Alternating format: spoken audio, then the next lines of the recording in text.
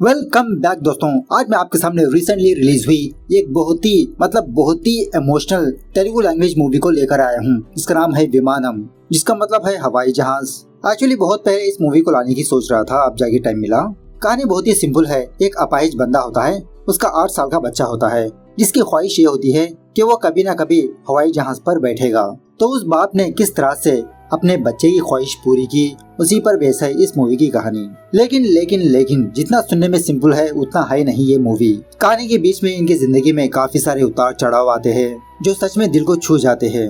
I request you video को पूरा देखना जरूर। तो चलिए फटाफट से मूवी को स्टार्ट कर लेते हैं। उससे पहले लुटा दो प्यार, फॉलो इंस्टाग्राम। कहानी की शुरुआत में ही वीरैया नाम के एक अपाहिज बंदे को दिखाया जाता है।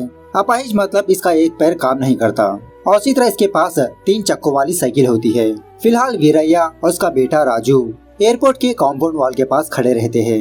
मतलब राजू बाहर से अंदर के एरोप्लेन को देखते रहता है। तभी वीरैया कहने लगता है, बेटा राजू जल्दी आओ ना, स्कूल को लेट हो रहा है। राजू कहने लगता है, पापा अब बस एक बड़ी प्लेन है, वो ऊपर जाने के बाद उसको बाय बाय बोल के आ जाऊंगा। सो थोड़ी देर के बाद वो हवाई जहाज ऊपर उड़ने पर राजू उसको टाटा बाय बाय बोलने लगता है। और जब कभी भी राजू हवाई जहाज की आवाज सुनता है, इसके रोंगटे खड़े होने लगते हैं। एक अजीब की खुशी महसूस होती है इसको। खैर अब इन दोनों के बारे में बात करें तो राजू की माँ राजू को जन्म देने के बाद ही इसकी डेथ हो गई। सो वीरैया के पास अब इसका लौता एक बच्चा ही होता है। खैर स्कूल जाते समय राजू अपने पापा से रिक्वेस्ट करने लगता है कि पापा प्लीज मुझे एक बार एरोप्लेन में बिठाओ ना।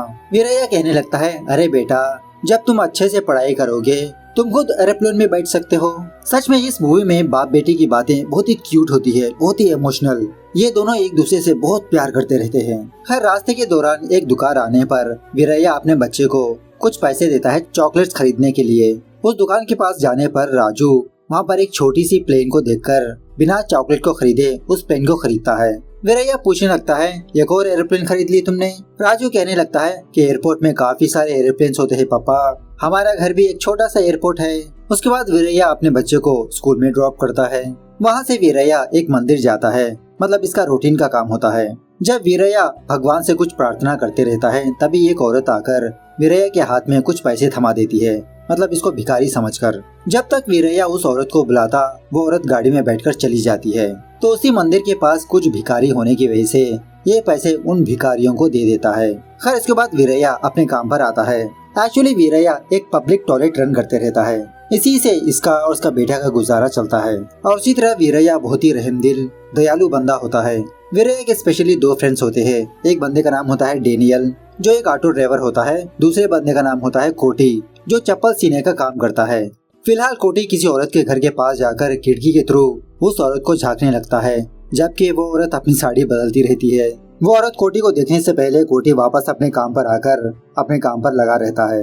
तभी एक बंदा कोटी के पास आकर सुमति का एड्रेस के बारे में पूछने लगता है।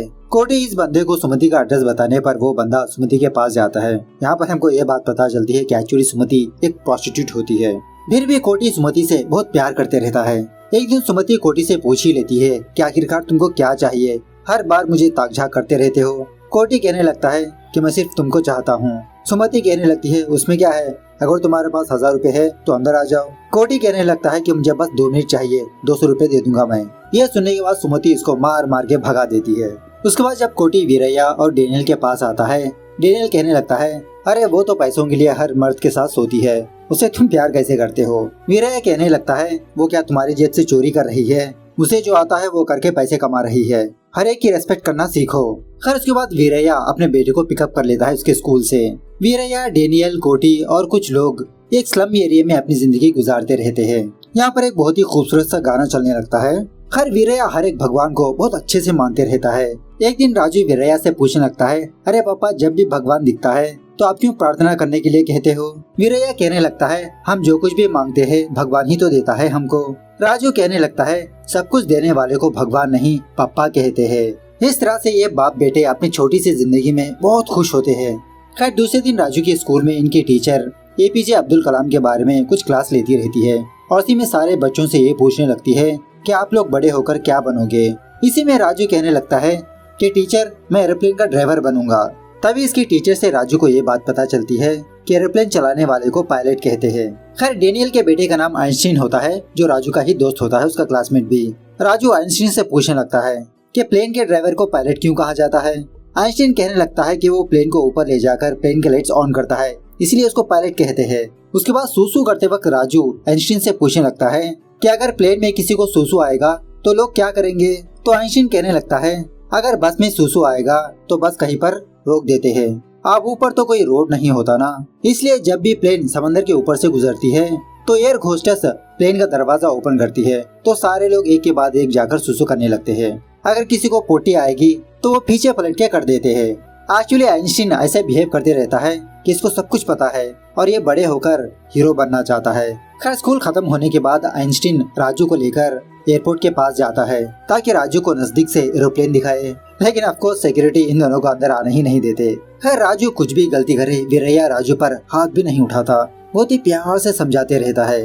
वीरैया का प्यार देखकर आइंस्टीन डेनियल और उसकी बीवी से कहने लगता है वो देखो राजू का फादर कितना प्यार से समझा रहा है। अरे माँ, तुम पापा से शादी करने के बजाय राजू के फादर से शादी करती तो और अच्छा होता, ये पापा हमेशा मुझे मारता रहता है। खैर एक दिन वीरैया राजू का एडिक्शन देखकर एक मेले पर लाता है, मतलब इस मेले में गोल फिरने वाला एक झूला होता है। वीरैया सोचने लगता है कि इसमें बैठने के बाद राजू की ख्वाहिश पूरी हो जाएगी। वीरैया उस झूले वाले बंदे को कुछ एक्स्ट्रा पैसे देकर कहने लगता है कि इस मशीन को तुम इतना घुमाओ मेरा बेटा एरोप्लेन का नाम लेना ही भूल जाए। तो वो झूले वाला बंदा उसी तरह से स्पीड से घुमाने लगता है। थोड़ी देर के बाद राजू चकराते हुए वीरैया के पास आकर कहने लगता है अरे पापा, इस छोटी सी एरोप्लेन में ही इतना मजा आया तो असली वाली हवाई जहाज में और कितना मजा आएगा। खैर एक दिन कोटी एक फोटोग्राफर को बुलाकर सुमति के फोटोज खींचने के लिए कहता है। फोटोज लेने के बाद कोटी सुमति के फोटोज अपने घर में चिपकाने लगता है। जब भी इसको मौका मिलता सुमति के फोटो के सामने आकर इससे बातें करते रहता है। खैर एक दिन राजू के स्कूल का हेडमास्टर वीरैया को बुलाकर एक गुड न्यूज सुनाने लगता है कि राजू को सैनिक स्कूल में एडमिशन मिल चुका है, तुम्हारा बेटा पास हो चुका है एंट्रेंस एग्जाम में। तो ये खुशखबरी सुनने के बाद वीरैया दुकान जाकर मिठाइयाँ लाने लगता है सारे स्कूल में बांटने के लिए। राजू अपने पापा को देखकर अपने पापा के पास भागने लगता है स्वीट्स लेने के लिए। तभी बेचारा राजू नीचे गिर के बेहोश हो जाता है। फटाफट से राजू को हॉस्पिटल ले जाया जाता है एम्बुलेंस के जरिए से। खैर रात होने के बाद वीरैया राजू के साथ वापस अपने घर आता है।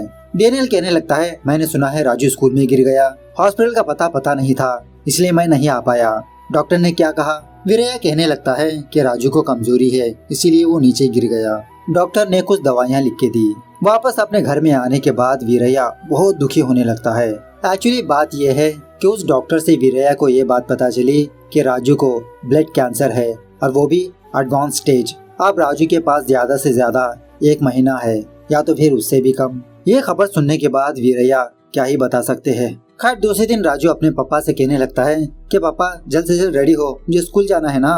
वीरैया कहने लगता है नहीं राजू, तुम आज के बाद से स्कूल नहीं जाओगे, बाहर जाकर खेल लो। उसके बाद वीरैया अपने घर में रखी हुई भगवान की फोटो को उल्टा घुमाकर रख देता है, मतलब वीरैया को भगवान के ऊपर से भरोसा उड़ गया। उसके बाद जब वीरैया दवाइयाँ लेने के लिए मेडिकल स्टोर जाता है तो सारी दवाइयाँ का रेट 4000 रुपए होता है, लेकिन वीरैया के पास उतने पैसे नहीं होते।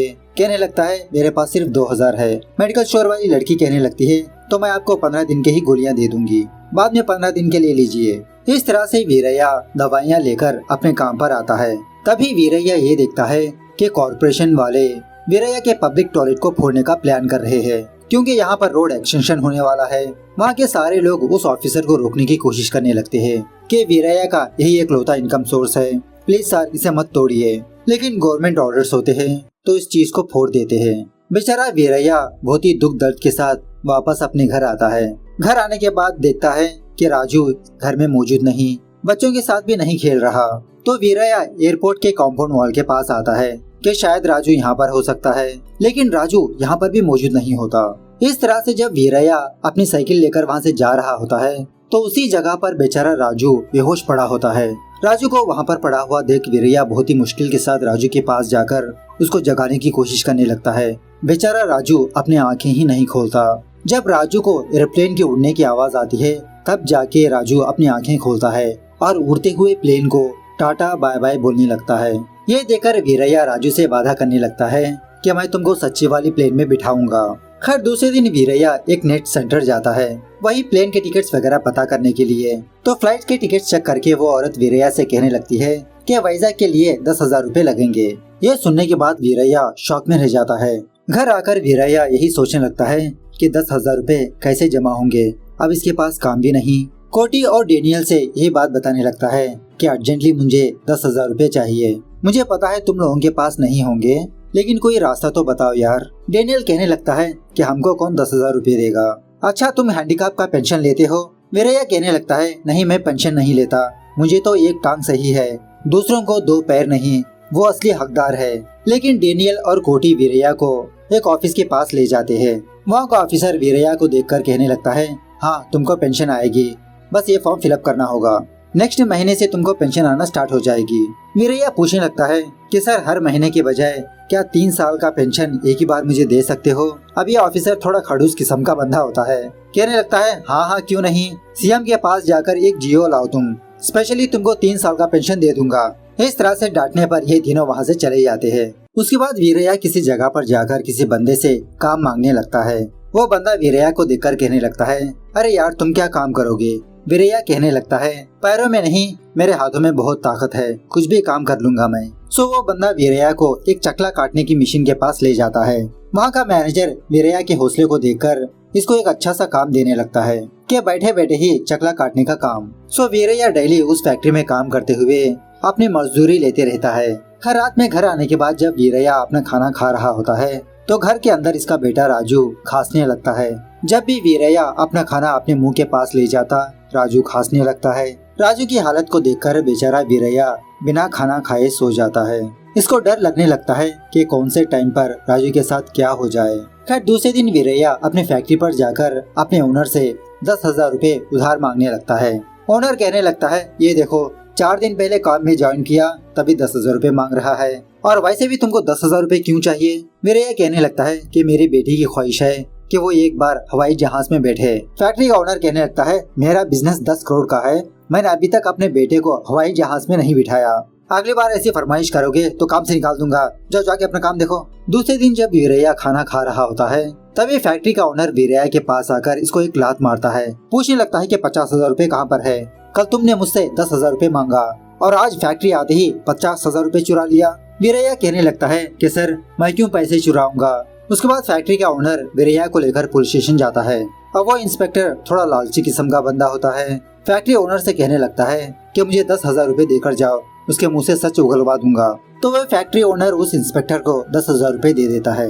बाद में ये पुलिस वाला वीरैया को बहुत मारने पीटने लगता है, गालियां भी देने लगता है, साले तुम स्लम एरिया वाले ऐसे ही हो, बताओ कहाँ पर रखा पैसे। वीरैया बेचारा यही कहने लगता है कि सर मैंने किसी का पैसे नहीं लिए। दूसरी तरफ बेचारा राजू अपने पापा के इंतजार में बैठा रहता है कि रात होने के बावजूद भी इसके पापा इसके घर नहीं आए।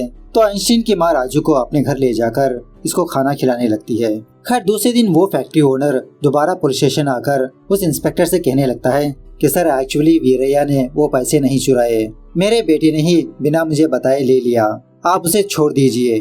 तो इंस्पेक्टर इस फैक्ट्री ओनर से एक और 5,000 रुपए मांगता है। जब फैक्ट्री ओनर देने से मना करने लगता है, इंस्पेक्टर इसको डराने लगता है कि तुमने फिजिकली हैंडीकैप के ऊपर हाथ उठाया, केस तुम पर बनता है, डालूंगा अंदर तुमको। तो बेचारा ये फैक्ट्री ओनर इंस्पेक्टर को 5,000 रुपए दे देता है। उसके बाद वो इंस्पेक्टर वीरैया को रिहा कर देता है। जब वीरैया जा रहा होता है, ये पुलिस वाला वीरैया को कुछ पैसे देने लगता है। वीरैया कहने लगता है कि मैं फुकट के पैसे नहीं लेता सर। खैर वापस घर आने के बाद रात में वीरैया राजू की बात कोटी और डेनियल को बताने लगता है कि राजू को कैंसर है। हमेशा मुझे डर लगा रहता है कि पता नहीं इसके साथ क्या होगा।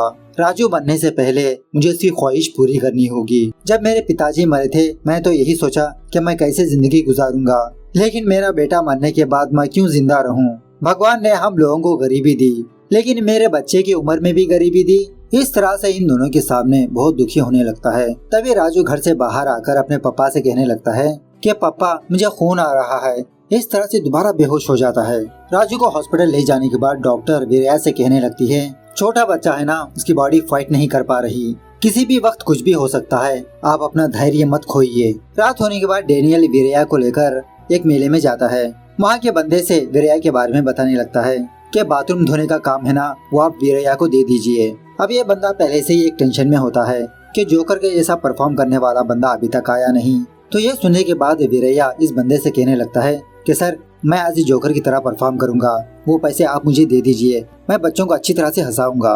तो इस तरह से वीरैया जोकर का गेटअप डालकर स्टेज पर अपना परफॉर्मेंस देने पर सारे बच्चे बहुत हंसने लगते हैं। खैर परफॉर्मेंस होने के बाद वो मेले वाला बंदा वीरैया को बहुत सारे पैसे देता है और उसी तरह इसका शुक्रिया अदा भी करने लगता है कि आइन टाइम पर तुमने मेरी इज्जत बचा ली वीरैया, नेक्स्ट परफॉर्मेंस भी तुम ही करो। खैर इसके बाद वीरैया, राजू, कोटी, डेनियल ऑटो से जब अपने घर जा रहे होते हैं तभी कुछ अय्याश लड़के अपनी कार से इनकी ऑटो को ठोक देते हैं। यहीं पर बस ना करते हुए वो लड़के इन लोगों के पास आकर इनको मारने की कोशिश करने लगते हैं। क्या अंधे हो, देख के नहीं चला सकते ऑटो? वीरैया उस बंदे के पैर पकड़कर माफी मांगने लगता है कि प्लीज जाने दीजिए सर, हमारी ही गलती है। उसके बाद वो बंदा वीरैया के जेब में कुछ पैसे देकर इन पैसों को छीनने लगता है, कहने लगता है कि मेरी कार डैमेज हुई, इसकी भरपाई है ये। इस तरह से वो लोग इन लोगों को मार पीट कर वीरैया के पैसे छीन ले जाते हैं। यह हालत देखकर वीरैया भगवान को बहुत गालियां देने लगता है, मेरे बच्चे ने क्या पाप किया जो तुम मुझसे छीन रहे हो, और कितनी मुश्किलों दोगी तुम, भगवान नहीं कसाई हो तुम। खैर दूसरे दिन गवर्नमेंट के कुछ लोग वीरैया की बस्ती में आकर हर एक घर के बंदे की डिटेल्स नोट डाउन करते रहते हैं। मतलब गवर्नमेंट ने ये डिसाइड किया कि यहाँ के सारे लोगों को घर बनवाएगी। तो वीरैया डेनियल से पूछने लगता है अगर मैं घर बेच दूं तो कितने पैसे आ सकते हैं। तभी इसी बस्ती का एक बंदा वीरैया से कहने लगता है कि मैं तुमको 10,000 रुपए दूंगा, अभी के अभी तुम्हारा घर मुझे बेच दो, पैसे लेने के बाद दोबारा मुकर मत जाना। वीरैया कहने लगता है नहीं, मेरे बच्चे की कसम खाता हूँ, 2 दिन के बाद मैं घर खाली कर दूंगा। तो इस तरह से वीरैया उस बंदे से 10,000 रुपए लेकर टिकट बुक करने के लिए इंटरनेट सेंटर पर जाता है। तभी वो औरत वीरैया से कहने लगती है सॉरी सर, टिकट के रेट्स बढ़ चुके हैं, अब 12,000 रुपए है। बेचारा वीरैया चुपचाप वहाँ से चला जाता है बहुत दुखी होकर। वीरैया अपने घर के पास आकर अपनी साइकिल को बेचने पर इसको 1,000 रुपए मिलते हैं और बाकी एक और 1,000 रुपए चाहिए इसको। दूसरी तरफ कोटी के पास 1,000 रुपए जमा हो चुके होते हैं और इसी तरह कोटी बहुत खुश होने लगता है कि अब ये सुमति के पास जाएगा। इस तरह से जब सुमति के घर जाने ही वाला होता है वीरैया कोटी से यही कहने लगता है क्या तुम्हारे पास 1,000 रुपए है, मैं बाद में दे दूंगा। सो कोटी पैसे होने के बावजूद भी ना का जवाब देने लगता है, अरे वीरैया मेरे पास कहाँ से आएंगे। खैर उसके बाद कोटी सुमति के घर आकर इसको 1,000 रुपए देता है। जब सुमति के साथ कांड करने की बारी आती है कोटी सुमति से कहने लगता है कि सुमति थोड़ी देर रुको, मुझसे थोड़ी बातें करो। सुमति कहने लगती है अरे बातें बाद में करो, पहले काम देखो। इस तरह से अपने पास खींचने लगती है। तभी कोटी को प्लेन जाने की आवाज आने लगती है।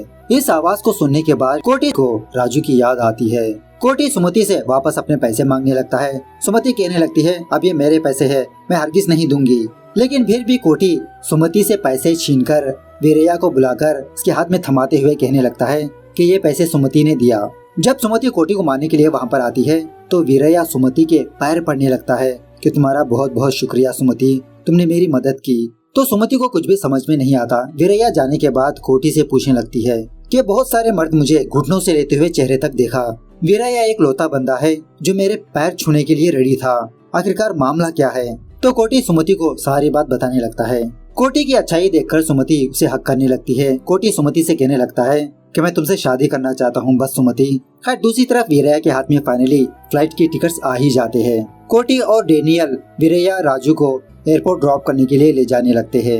एयरपोर्ट के अंदर आने के बाद बेचारे वीरैया को कुछ भी समझ में नहीं आता कि कहां पर जाना है, क्या करना है। तो वहां पर एक एयर होस्टेस होती है। वीरैया इस लड़की से कुछ मदद मांगने लगता है।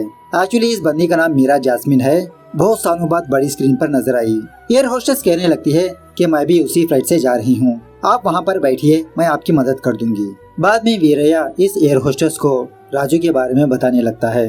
मतलब मेरे बेटे को कैंसर है, मेरे बेटे की यही ख्वाहिश है कि वो एक बार एरोप्लेन में बैठे। खैर फ्लाइट आने के बाद इन दोनों को फ्लाइट के पास ले जाया जाता है। राजू इतनी बड़ी हवाई जहाज को देखकर इसको हक करने लगता है। सच में ये सीन्स ना बहुत ही इमोशनल होते हैं लिटरली, वो बैकग्राउंड म्यूजिक और वो सिचुएशन। बाद में ये दोनों अपने फ्लाइट में आकर अपने अपने सीट पर बैठ जाते हैं।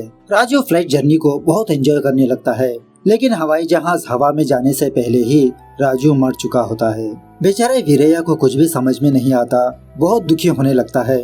बाद में जब एयर होस्टेस आती है इनके पास, वीरैया राजू के बारे में बताने लगता है। एयर होस्टेस कहने लगती है कि आपको यहीं से नीचे उतरना होगा, रूल्स नहीं मानेंगे सर। लेकिन वीरैया इस एयर होस्टेस से बहुत रिक्वेस्ट करने लगता है कि मेरे बेटे की ख्वाहिश को मुझे पूरा करने दीजिए प्लीज। उसके बाद जब वो फ्लाइट टेक ऑफ होने लगती है, वीरैया अपने मरे हुए बच्चे से ही बात करने लगता है कि राजू वो देखो बादल कितने छोटे छोटे हैं, वो देखो घर और कितने छोटे छोटे हैं। खैर फ्लाइट लैंड होने के बाद वो एयर होस्टेस वीरया के पास आती है। इसने ऑलरेडी अथॉरिटीज को इन्फॉर्म कर चुकी होती है। वीरया के पास आने पर यह बात पता चलती है कि वीरया भी मर चुका है। फाइनली डायरेक्टर भाई साहब एक छोटी सी लाइन लिखते हैं, सब कुछ देने वाले को भगवान नहीं कहते, पप्पा कहते हैं। इस तरह से ये मूवी यहाँ पर दी एंड होती है। तो मूवी कैसे लगी कमेंट करके बताना जरूर। मिलते हैं अगली वीडियो में, तब तक take care, bye bye, see you soon.